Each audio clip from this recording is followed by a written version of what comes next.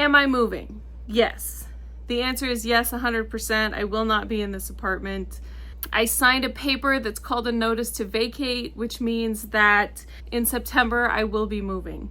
So people ask me, why are you spending all this money to live downtown when you're also doing this financial challenge? It doesn't really make a lot of sense. I mean, I could save a whole lot of money if I just didn't have a house at all. But then I also wouldn't be able to make money because nobody would want to hire somebody who doesn't shower. And I would venture a guess that almost every single one of you who's watching this video, you do things that make you happy just because. And you don't really have an explanation. Maybe it doesn't make financial sense. You do things just because it makes you happy. You guys, I cannot believe that it has been 10 months. I'm kind of just like shocked and surprised. It kind of just flew by, like really, really fast. It's almost been a year. I got the lease renewal notification. So I thought for this 10-month review video that we would answer some questions. I would answer some of your questions. I know there's been a lot of people in the comments recently. But we're going to stick to questions about this apartment, about my situation and what's happening, and how I like living downtown, all those kinds of things. So the first question, I'm sure a lot of people are gonna want to know because there's a lot of speculation in the comments. Am I moving? Yes. The answer is yes, 100%. I will not be in this apartment for a whole nother year. I signed a paper that's called a notice to vacate, which means that in September I will be moving.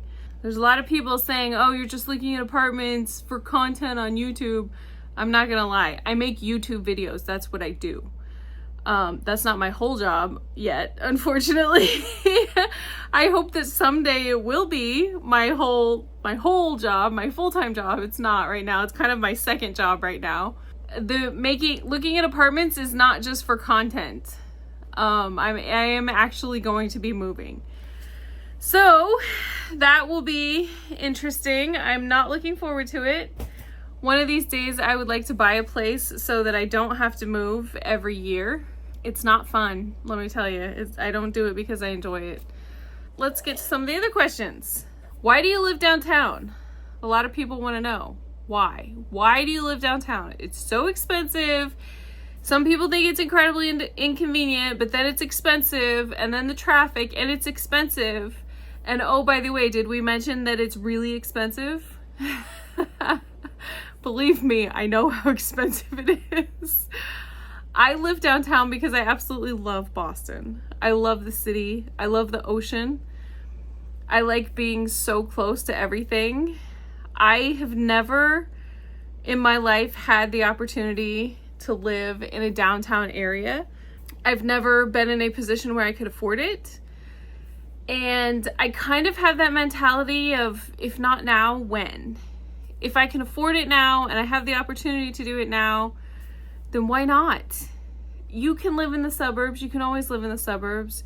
You can live a couple of hours outside of town. I grew up an hour outside of town, and there's nothing wrong with that. I grew up in the Midwest, in the middle of nowhere, Kansas. We were an hour outside of Wichita, and I spent,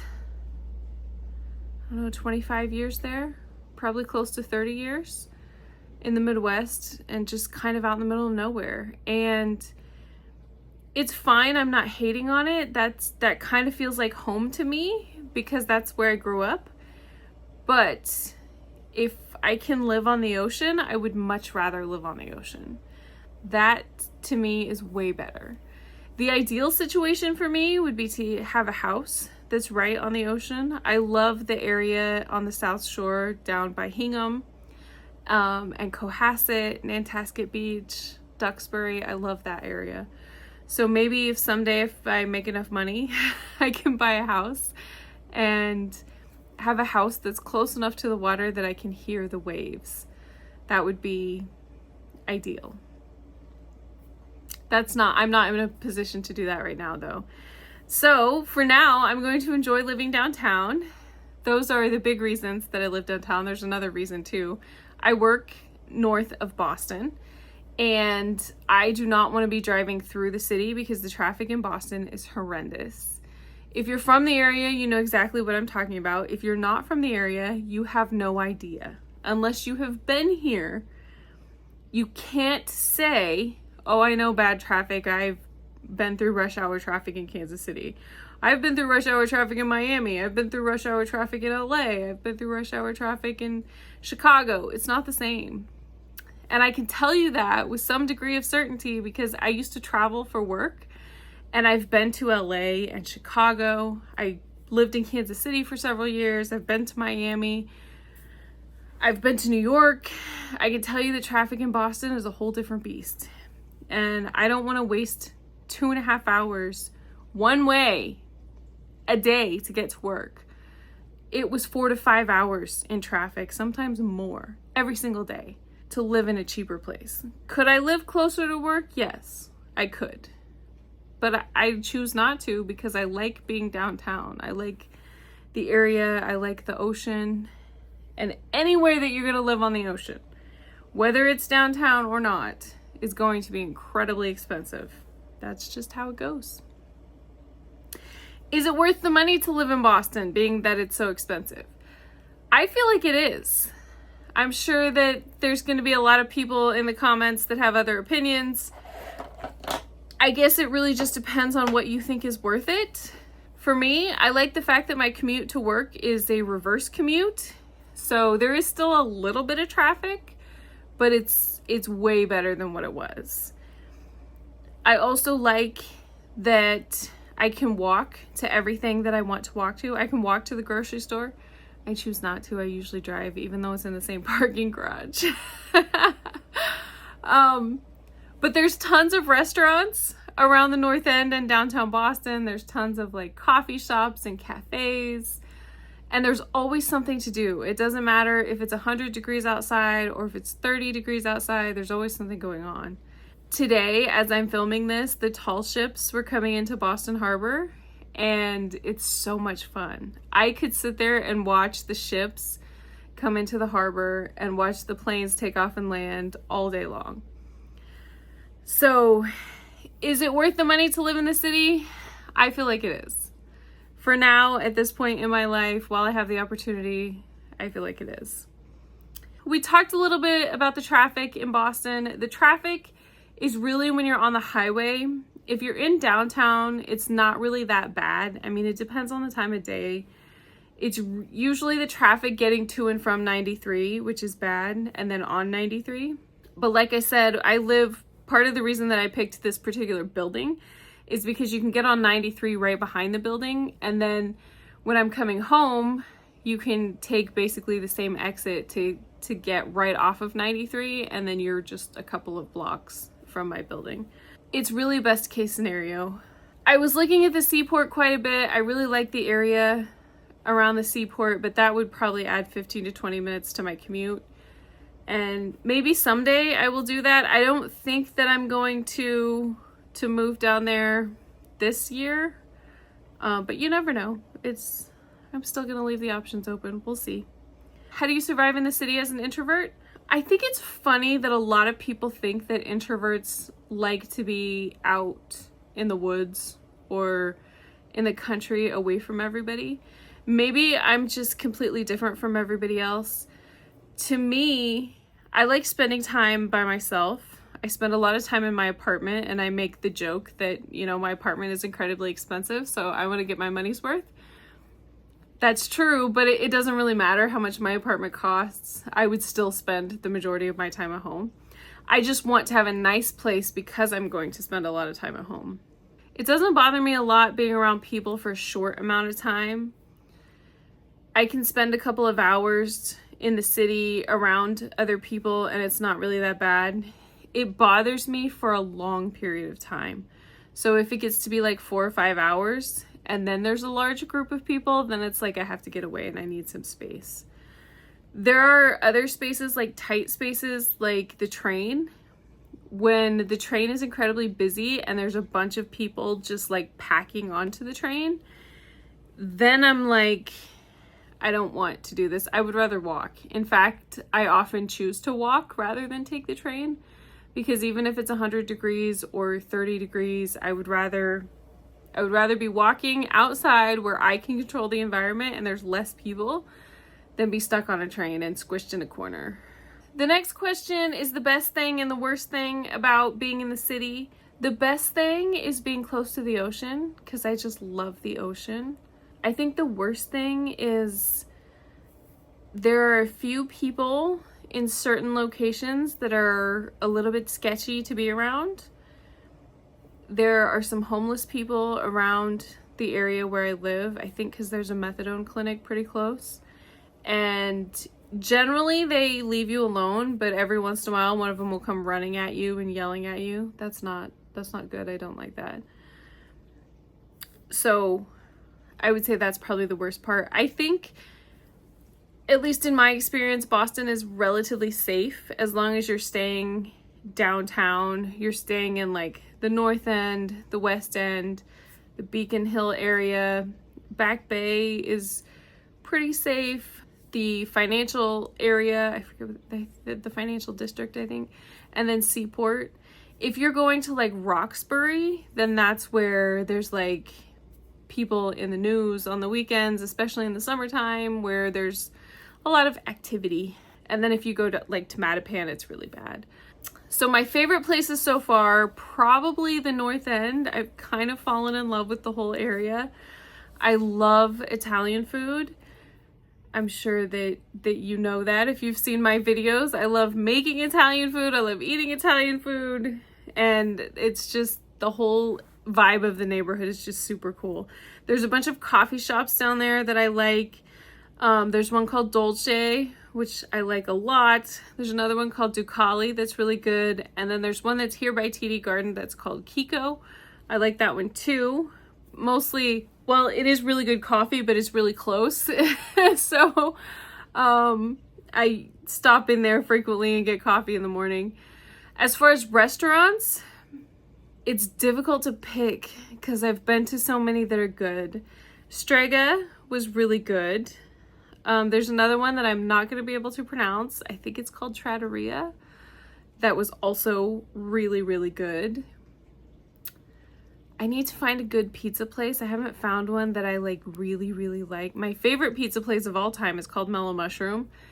It is not, it's a chain restaurant that's in the South, and there's not one in Massachusetts. I think the closest one is in Virginia. I need to find something like that. There is a restaurant that's called Pizzeria Regina that is pretty good. I think by far my favorite place, and I'm probably going to get roasted in the comments for this, especially by the locals. People around here, local Bostonians, do not like chain restaurants. So one of my favorite places to go is Italy, which is a chain restaurant.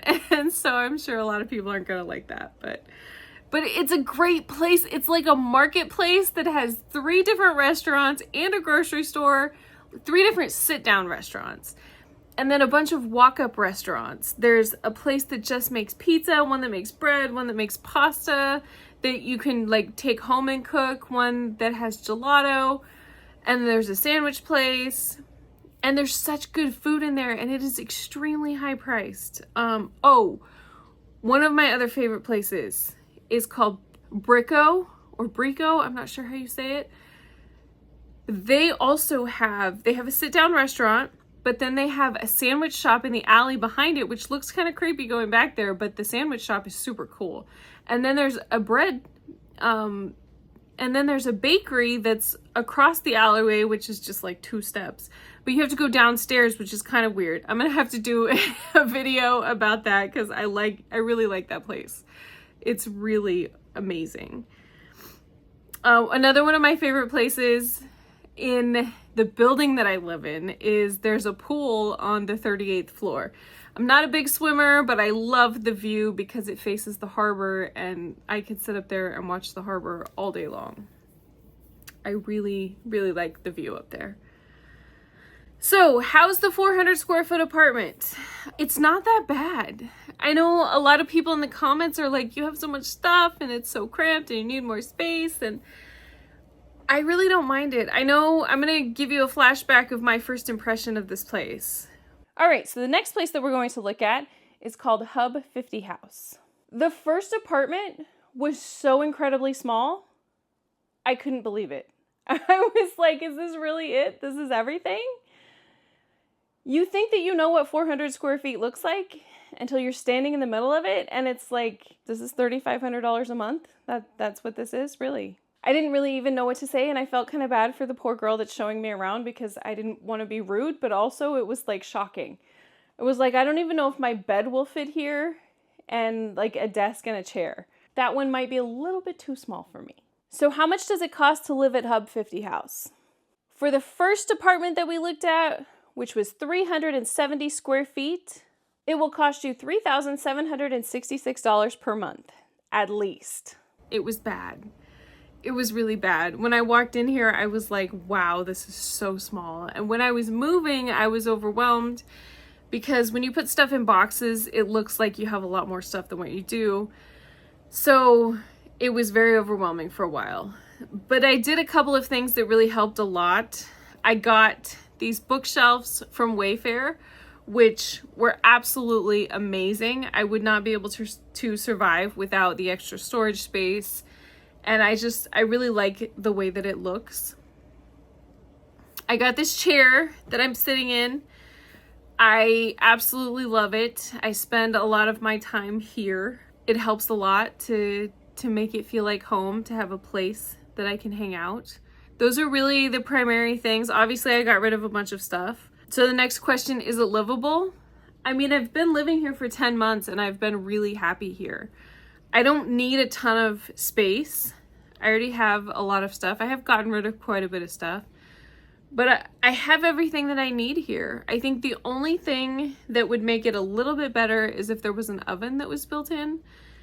I really miss my oven and I don't have a space for it. It sits on the bookshelf and so I have to move it every time I want to use it. So that kind of bothers me a little bit. There's also one other thing that's kind of silly. There was an extra shelf in the dishwasher. The dishwasher is pretty small because it's an apartment size dishwasher, so it's smaller than regular dishwasher. But it had like a third shelf at the top, and my cups would not fit on the top shelf. And it took me 6 or 8 months to realize that you can pull the shelf out of the dishwasher. Like you can remove it completely. So once I did that, now the dishwasher works a lot better because I can put the cups that I use on the top shelf and that's way better. So just little things, really. Another thing that I don't like is the dryer. It's a ventless dryer. It refuses to dry clothes. They sort of get mostly dry and then you have to let them air dry the rest of the way. Sometimes it's bad, like with sheets or duvet covers, then it doesn't want to dry them at all for some reason. I don't know. So overall, I would say I've been really happy living here. I absolutely love the area. I love the building. I could not say enough nice things about this building. I've lived in quite a few different apartments, unfortunately. And I've had mixed reviews of different buildings, different building managers, I think make a huge difference. And just the staff in general, people here are very nice. Every time I've had like 2 different service requests and they fix whatever it is that's broken right away, the same day. They're super nice. They want to know if everything is fixed afterwards. They'll leave a card. They'll send you a survey afterwards. Every time I've had to talk to anybody in the office or contact them, which has only been a couple of times, they've been super nice. There's a 24-hour concierge downstairs who's also super nice. If you have somebody who comes into the building, they will let them in. And there's a locked door, and then they have to get the elevator for them. So they've been super great about that. I've had a couple of packages that have gone missing, and they've always helped me look for them and locate them. Yeah, it's a great building. I mean, it's kind of expensive, but it's super nice. I have an interesting problem. Do you see that? There's a hole in my sheets. And what's even better is that I have used all of the sheets that fit my bed for sewing. But that's okay. I know exactly what to do. Okay, it's been like 2 days and my new sheets are here and I'm so happy. Here they are. Aren't they so cute? I love them. I'm so happy. I'm gonna get them in the washer and then the dryer, obviously, and then we can put them on my bed. Obviously, it was way past time for new sheets, and I don't know why I waited so long. There's just something about fresh bedding that makes your whole apartment feel reset. I ordered these from Wayfair, and I'm really happy with them. They're soft, they look great, and they make my bed feel so much more inviting. If you've been thinking about replacing your sheets too, I put a link to Wayfair in the comments. If you decide to shop through that link, it helps support my channel at no extra cost to you, and I really appreciate it.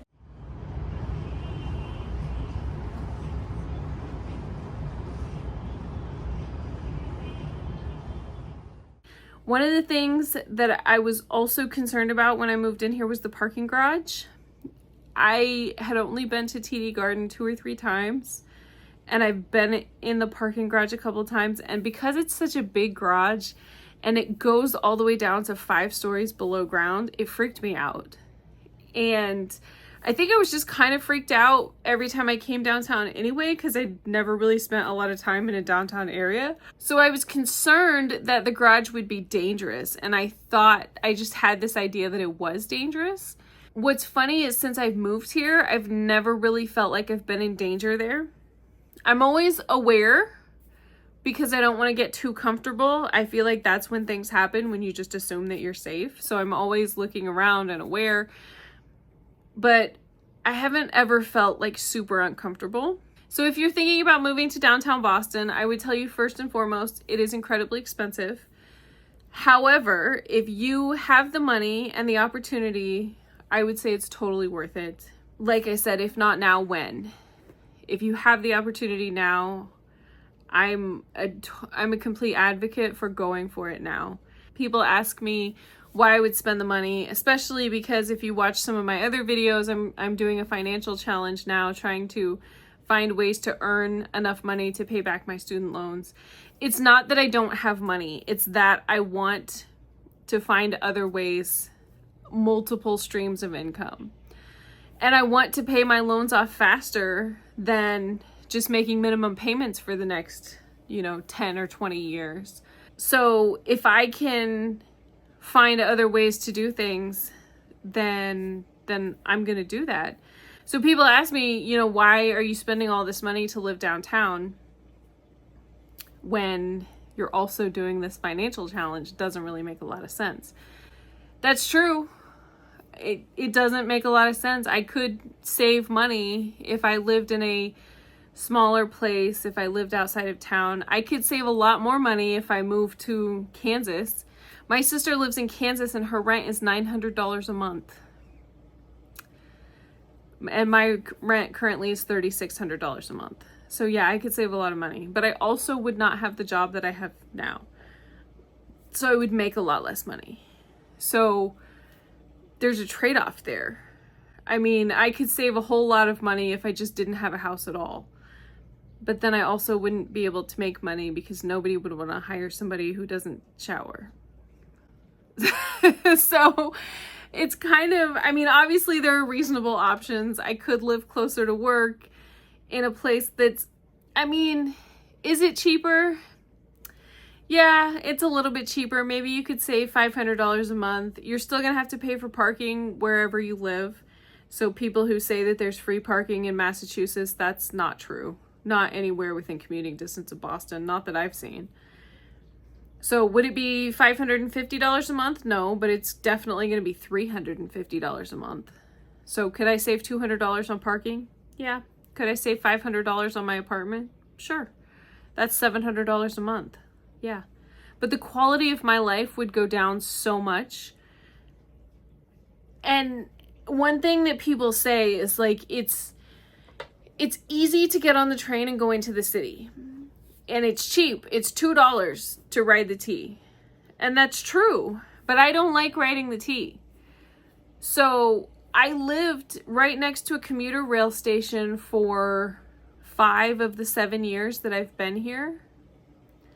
And I lived within 10 blocks of one for another year that I was here. And you know how often I went to the city? Maybe twice on the commuter rail, except for the year that I worked downtown, just because I had to go to work, so I would go every single day. The difference, though, is when I live downtown, I go outside and I do things. I don't always film it for YouTube, but I go to restaurants frequently. I go to coffee shops. I go take a walk down by the harbor. It's just so much easier, and it makes the quality of my life so much better. So why would I do it? Because it makes me happy. And I would venture a guess that almost every single one of you who's watching this video, you do things that make you happy just because. And you don't really have an explanation. Maybe it doesn't make financial sense.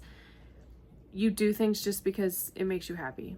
And if you don't, I feel really sorry for you. I feel really sad for you. People ask me why I buy $8 coffee, because it doesn't make financial sense. Why do you buy $50 Jellycat stuffed animals? Because you're 40 years old and it doesn't make financial sense. I do it because it makes me happy. And I feel like that there's not enough people that prioritize happiness in their life. You only have so much time to live. And I've been thinking about that a lot since I've turned 40 this past year. And I'm like, man, it goes by so fast. Why would I sacrifice everything that I have? Why would I sacrifice my happiness to live a sad, pathetic, boring life just so I can pay back my loans a year faster? Like, that doesn't make any sense to me. Why would I live in a horrible place that I hate just so I can put more money in my 401k? You don't know if you're going to live to be 50 years old. You don't know if you're going to live to be 60 or 70 or 80. And I hear so many stories about people who work until they're 65. They retire and 6 months later they get cancer and 6 months later they're gone. They worked their whole life for retirement and then it was over. And they didn't even get to enjoy any of the things that they worked so hard for. I think that's really sad. And I don't want that to be my story. There are already so many things in my life that I regret and so many things that I wish that I could change, things that I wish that I had done differently. I'm not going to live a sad, pathetic, miserable life that I regret. I'm not going to do it. And if that means that there is not a large amount of money in my 401k, if that means that my student loans stick around a little bit longer, then so be it. I really don't care. I'm going to prioritize my happiness now.